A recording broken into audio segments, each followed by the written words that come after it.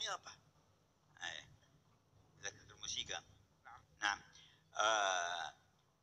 أصحاب الموسيقى وأصحاب الفن والغناء هم يتعاملون مع المشاعر، فإذا يكونون من أهل الذوق الإنساني. الذي يتعامل مع المشاعر أجدر بأن يدرك حقائق ما يسعد به الإنسان وينعم، فيطرب بالكلام الطيب الحسن، ويطرب بذكر الله تبارك وتعالى، وتطمئن قلوبهم بذكر الله.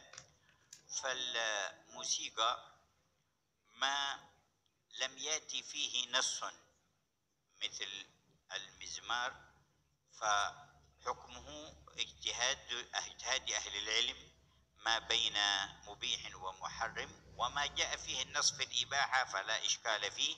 والموسيقى بأصنافها بحسب ما تثير، إن أثارت مثارات ومشاعر الخير فهي من الخير، وإن أثارت مشاعر شر من بغضاء بين الناس أو تقاتل بينهم أو فعل محرمات أو حث على تناول مسكرات فهي شر بحسب ما تثير في بال الإنسان وفي عقله. Beliau mengatakan tentang musik, pemusik. Mereka adalah orang-orang yang bekerja bergelut di dalam apa yang menjadi cita rasa batin seseorang, sehingga dia memiliki cita rasa, memiliki perasaan yang halus untuk mendalami apa yang nyaman di dalam hati manusia dengan suara-suara tertentu, dengan syair-syair dan lantunan tertentu. Maka hendaknya pun dia juga memiliki kepekaan akan zikir-zikir tertentu yang membuat hati seseorang menjadi lebih nyaman. Sebab bermain dengan perasaan, maka dia harus tahu apa yang membuat orang paling nyaman. Bukan cuma musik aja, zikir pun juga, doa pun juga, ibadat pun juga. Kemudian juga di antara musik-musik itu ada juga yang menggunakan alat-alat yang memang diharamkan di dalam syariat seperti mizmar, maka itu hukumnya haram.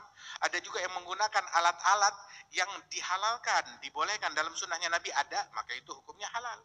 Ada juga yang tidak disebutkan di dalam sunnah tentang kebolehan atau ketidakbolehannya, maka itulah tempat perbedaan pendapat para ulama dan masing-masing dengan pendapatnya.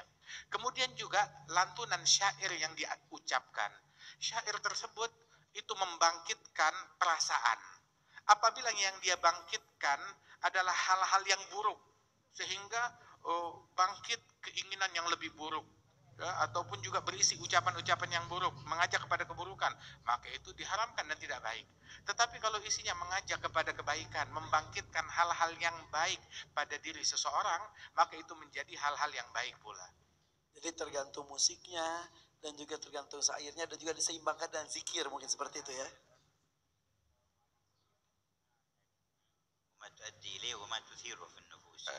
Dan tergantung dari apa yang digunakan begitu, dan mengakibatkan apa di dalam nafsu seseorang.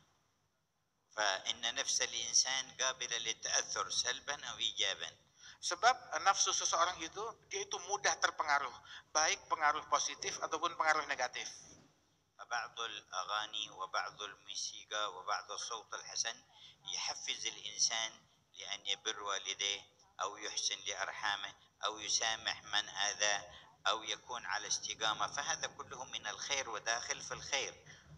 Ada beberapa musik yang isinya itu penuh hikmah, ngajak orang untuk bakti kepada orang tua, cinta kepada ibunya, kepada ayahnya, bakti kepada mereka, ngajak orang untuk silaturahmi, ngajak orang untuk bikin ketaatan, untuk berderma, untuk peduli kepada sesama. Ini adalah bagian dari kebaikan dan bagian daripada dakwah juga, dan ini adalah hal yang baik. ولما كان ينشد شعر سيدنا حسان في مدح النبي صلى الله عليه وسلم وذم المعاندين من الكفار، مدحه النبي وقال إن جبريل وميكائيل معك ما نفحت عن رسول الله. Ketika Sayyidina Hasan bin Thabit, sahabat Rasulullah, seorang penyair, seorang seniman penyair, dia banyak membuat syair, dia mengubah syair yang isinya memuji Nabi Muhammad dan juga membela Nabi Muhammad daripada cacian dan makian orang-orang yang kafir. Maka Rasul Shallallahu Alaihi Wasallam menyemangati dan mendukung apa yang dilakukan oleh Hasan bin Thabit dengan ucapan sesungguhnya Jibril dan Mikail senantiasa bersama engkau di dalam syairmu manakala syairmu itu isinya membela kepada Nabi Muhammad Shallallahu Alaihi Wasallam. وكان أحد الشعراء أمية بن أبي الصلت له حكم يلقيها في شعره. قال بعض الصحابة فركبت مع النبي في السفر قال تحفظ شيء من شعر أمية بن أبي الصلت؟ قلت نعم. قال فأنشدني فأنشدته بيتا فقال هي يزدني فأنشدته بيتا فقال هي فأنشدته بيتا فقال هي حتى أنشدته 100 بيت. Dulu ada seorang seniman penyair dari orang Arab terdahulu sebelum Nabi Muhammad namanya Umayyah bin Sult, yang mana dia ini banyak mengucapkan syair-syair yang isinya kebaikan dan penuh hikmah. Pernah satu kali Nabi bertanya kepada seorang yang ada di situ, sahabat beliau yang banyak hafal syair, bilang, apa kamu hafal daripada syair-syairnya Umayyah bin Sult? Maka dia bilang, iya saya hafal. Maka diucapkan 1-2 bait syairnya Umayyah bin Sult. Kemudian Nabi berkata, yakni tambahkan lagi, ada lagi gak? Saya tambahkan lagi. Nabi nanya, ada lagi gak? Tambahkan lagi. Terus sampai hampir 100 bait syair yang dibacakan di hadapan Nabi Muhammad Sallallahu Alaihi Wasallam. وكما تتأثر مشاعر الإنسان بالصوت الحسن وبالأنغام المناسبة فكذلك تتأثر بالنية الصالحة وبالرحمة وبإرادة الخير وبالقيم الفاضلة تأثرا أكبر.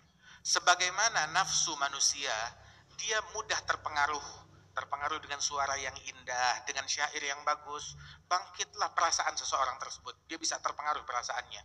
Begitu juga perasaan dan jiwa seseorang itu terpengaruh manakala dihadapkan dengan niat yang baik, dengan rahmat dan kasih sayang, dengan kepedulian dari seseorang, maka itu pun juga memiliki pengaruh besar bagi lawan bicara orang tersebut juga. وقد دخل سيدنا أبو بكر على السيدة عائشة وعندها جاريتان تغنيان ورسول الله صلى الله عليه وسلم مضطجع فقال أمزمور الشيطان في بيت رسول الله ففتح النبي وجهه وقال دعهما يا أبا بكر فإن لكل قوم عيد وهذا عيدنا.